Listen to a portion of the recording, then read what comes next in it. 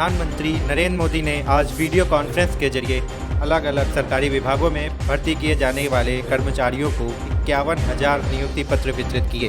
PM Modi video conferencing के जरिए इस कार्यक्रम में शामिल हुए। बता दें, यह रोजगार मेला देश भर में 46 स्थानों पर आयोजित किया गया था। रोजगार मेले में शामिल युवाओं को संबोधित करते हुए पीएम मोदी ने कहा, 2047 तक भारत को विकसित देश बनाना है, तीसरी सबसे बड़ी इकोनॉमी बनेंगे। इसके अलावा पीएम मोदी ने कहा कि नया भारत कमाल कर रहा है। वीडियो कॉन्फ्रेंसिंग के जरिए रोजगार मेले के तहत सरकारी विभागों और संगठनों में नए भर्ती कर्मचारियों को लगभग 51,000 नियुक्ति पत्र वितरित करने के बाद प्रधानमंत्री नरेंद्र मोदी ने संबोधित करते हुए नए कर्मचारियों को बधाई दी। पीएम मोदी ने कहा, आज जिन अभ्यर्थियों को सरकारी सेवा के नियुक्ति पत्र मिले हैं, उन सभी को बधाई। आप सभी ने कड़े परिश्रम के बाद यह सफलता हासिल की है। आपका चयन लाखों अभ्यर्थियों के बीच से किया गया है। पेपर लीक के आरोपियों के ठिकानों और जल मिशन से जुड़े भ्रष्टाचार के मामलों के बाद अब ईडी ने एक बार फिर गहलोत के करीबी मंत्री के ठिकानों पर छापे डाले हैं।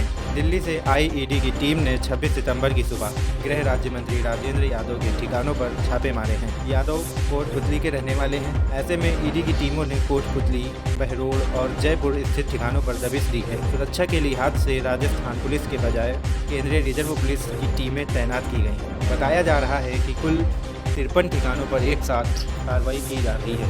बता दें, मंत्री राजेंद्र यादव का कारोबार काफ़ी बड़ा है। एजुकेशन से जुड़े कामकाज के साथ कई तरह के प्रोडक्ट बनाने की फैक्ट्रियां हैं। इन फैक्ट्रियों और दफ्तरों में आज सुबह ही ईडी की टीमें पहुंच गई। कोटपुतली इलाके में पोषाहार बनाने की एक फैक्ट्री है। उनके खिलाफ पोषाहार वितरण में धांधली करने के आरोप पूर्व में लगे थे। करीब साल भर पहले यहाँ आयकर विभाग की टीमों ने कार्रवाई की थी। अब इन्हीं ठिकानों पर ईडी की रेड हुई है। इंडो पैसिफिक चीफ की प्रेस कॉन्फ्रेंस का आयोजन हुआ, जिसमें सेना प्रमुख जनरल पांडे ने मीडिया को संबोधित किया। उन्होंने क्षेत्र में चीन की आक्रामक सैन्य ताकत पर बढ़ती वैश्विक चिंताओं के बीच कहा कि हिंद प्रशांत के लिए भारत का दृष्टिकोण सभी देशों की संप्रभुता और क्षेत्रीय अखंडता के सम्मान पर जोर देता है। इंडो पैसिफिक सेनाओं के प्रमुखों को संबोधित करते हुए कहा कि हाल के वर्षों में इंडो पैसिफिक निर्माण समकालीन भू रणनीति परिसर में केंद्रीय स्थान पर आ गया है। इसका महत्व आज की दुनिया में राजनीतिक सुरक्षा, आर्थिक और पर्यावरणीय क्षेत्रों में उभरती गतिशीलता का प्रतिबिंब है। सेना प्रमुख ने कहा कि हालांकि विभिन्न देशों के प्रयास मुक्त इंडो पैसिफिक की दिशा में आगे और प्रतिस्पर्धाओं की अभिव्यक्ति देख रहे हैं। उन्होंने आगे कहा कि जिन चुनौतियों का हम सामना कर रहे हैं वे सीमाओं से परे और उनके प्रति हमारी प्रतिक्रिया को इसमें शामिल किया जाना चाहिए। मणिपुर हिंसा के बीच जुलाई से 2 छात्र लापता थे, जिनके शव अब सोशल मीडिया पर वायरल हो रहे हैं। तस्वीर वायरल होने के कुछ घंटों बाद मणिपुर सरकार ने लोगों से संयम बरतने और अधिकारियों को दोनों छात्रों के अपहरण और हत्या की जांच करने की अनुमति देने को कहा है। मुख्यमंत्री एन बीरेन सिंह के सचिवालय द्वारा जारी एक बयान में राज्य सरकार ने कहा कि मामला पहले ही केंद्रीय ब्यूरो को सौंप दिया गया है।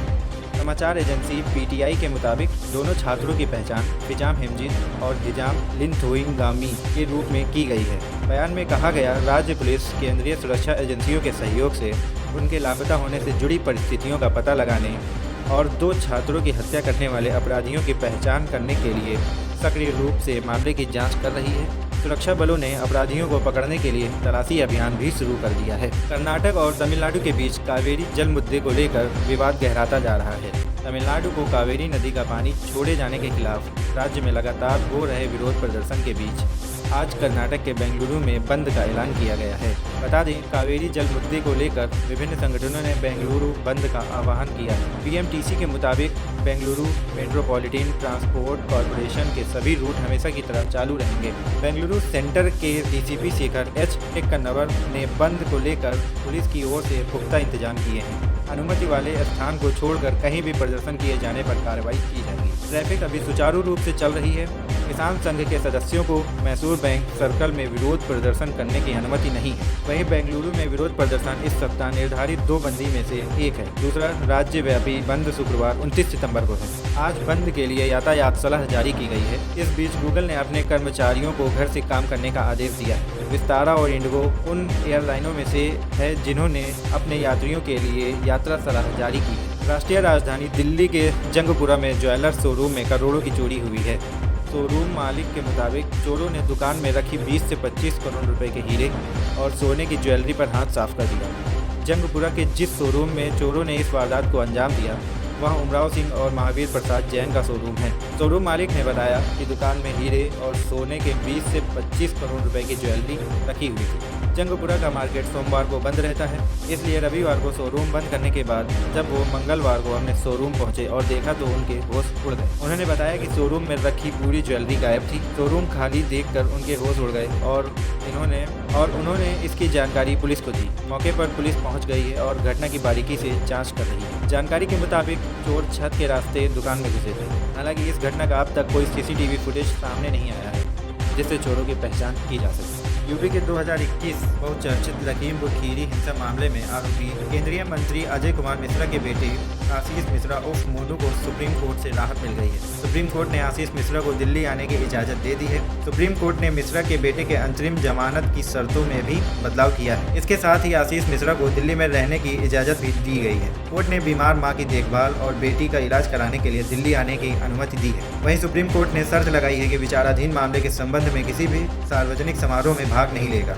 इसके अलावा आशीष को मीडिया से भी मिलने की पाबंदी लगी है। अदालत ने स्पष्ट तौर पर कहा है कि यूपी में प्रवेश पर रोक जारी रहेगी। बता दें, लखीमपुर खीरी के तिकुलिया में अक्टूबर 2021 में हुई हिंसा के मामले में केंद्रीय राज्य मंत्री अजय मिश्रा टेनी के बेटे आशीष मिश्रा समेत 14 आरोपियों के खिलाफ लोअर कोर्ट में आरोप तय किए गए थे। मध्य प्रदेश में बीजेपी ने 39 उम्मीदवारों की दूसरी लिस्ट में कई बड़े नामों को उतार कर चौंका दिया है। अपने उम्मीदवारों की इस दूसरी लिस्ट में बीजेपी ने 3 केंद्रीय मंत्री नरेंद्र सिंह तोमर, फग्गन सिंह कुलस्ते और प्रहलाद पटेल सहित 7 सांसदों को विधानसभा चुनाव में टिकट देकर बड़ा दांव खेला है। सूत्रों की माने तो इन बड़े नामों को विधानसभा चुनाव में उतारकर बीजेपी के हर इलाके में मुख्यमंत्री पद का उम्मीदवार देने का संकेत दिया है। बीजेपी की रणनीति है कि ये बड़े चेहरे आसपास के जिलों की सीटों को भी प्रभावित करेंगे। इसका फायदा बीजेपी के बाकी उम्मीदवारों को भी मिलेगा। बता दें, बीजेपी की इस दूसरी लिस्ट में अधिकांश वो सीटें हैं जो पार्टी के खाते में नहीं थी। माना जा रहा है कि इस रणनीति में 2017 के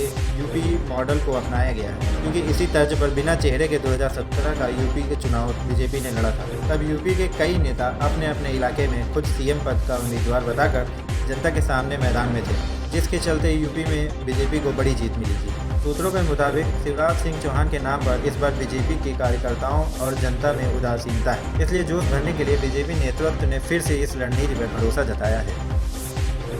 मथुरा कृष्ण जन्मभूमि शाही मस्जिद विवाद मामले पर लंबित मामलों को लेकर सुप्रीम कोर्ट सुनवाई के लिए तैयार हो गया है। लंबित मामलों को हाई कोर्ट ट्रांसफर करने की मांग वाली याचिका पर सुनवाई के लिए सुप्रीम कोर्ट मंगलवार को राजी हुआ। 3 अक्टूबर को इस मामले पर सुप्रीम कोर्ट में सुनवाई की जाएगी। हिंदू पक्ष ने जल्द सुनवाई की मांग की थी, जिसे सुप्रीम कोर्ट ने मान लिया है। दरअसल मथुरा की जिला अदालत में पेंडिंग सभी मामलों को हाईकोर्ट ट्रांसफर करने के खिलाफ मुस्लिम पक्ष ने सुप्रीम कोर्ट में याचिका दायर की थी, जिस पर हिंदू पक्ष ने जल्द सुनवाई की मांग की है। हिंदू पक्ष के वकील विष्णु जैन ने सुप्रीम कोर्ट से कहा कि आखिरी मामला 21 जुलाई को सुना गया था। सुप्रीम कोर्ट में लंबित होने के बाद इलाहाबाद हाईकोर्ट में सुनवाई नहीं हो पा रही है। वहीं जस्टिस संजय किशन कौल ने कहा कि हमने इस मामले में सुनवाई पर रोक नहीं लगाई है। हाईकोर्ट मामले की सुनवाई जारी रख सकता है। लेजेंडरी एक्ट्रेस वहीदा रहमान को सिनेमा जगत के सबसे बड़े सम्मान से नवाजा जाएगा। सूचना एवं प्रसारण मंत्री अनुराग ठाकुर ने एक्ट्रेस को दादा साहब फाल्के अवार्ड दिए जाने का ऐलान किया है। आपको बता दें, वहीदा अपने दौर की लीडिंग एक्ट्रेस रही है। फिल्म प्यासा, कागज के फूल, 14वीं का चांद, गाइड जैसी बेहतरीन फिल्मों में उन्होंने काम किया है। केंद्रीय मंत्री अनुराग ठाकुर ने वहीदा रहमान को अवार्ड दिए जाने पर अपनी खुशी जाहिर की। उन्होंने एक्ट्रेस के काम की तारीफों के पुल बांधे। अनुराग ठाकुर ने लिखा, इस साल का Dadasaheb Phalke lifetime achievement award Waheeda Rehman ji को सिनेमा जगत में उनके शानदार योगदान के लिए दिया जाएगा। उन्हें ये अवार्ड देने का ऐलान करते हुए मुझे बहुत खुशी और सम्मान का एहसास हो रहा है। वहीदा जी ने हिंदी फिल्मों में अपने दमदार अभिनय की छाप छोड़ी। 5 दशक के करियर में उन्होंने अपने किरदारों को परफेक्शन के साथ निभाया, जिसकी वजह से उन्हें फिल्म रेशमा और शेरा के लिए नेशनल अवार्ड मिला। पद्म श्री और पद्म भूषण से सम्मानित वहीदा जी ने भारतीय नारी के समर्पण, कमिटमेंट और ताकत का ऐसा उदाहरण पेश किया है जो कड़ी मेहनत की बदौलत अपने प्रोफेशन में एक्सीलेंस को अचीव कर सकती है।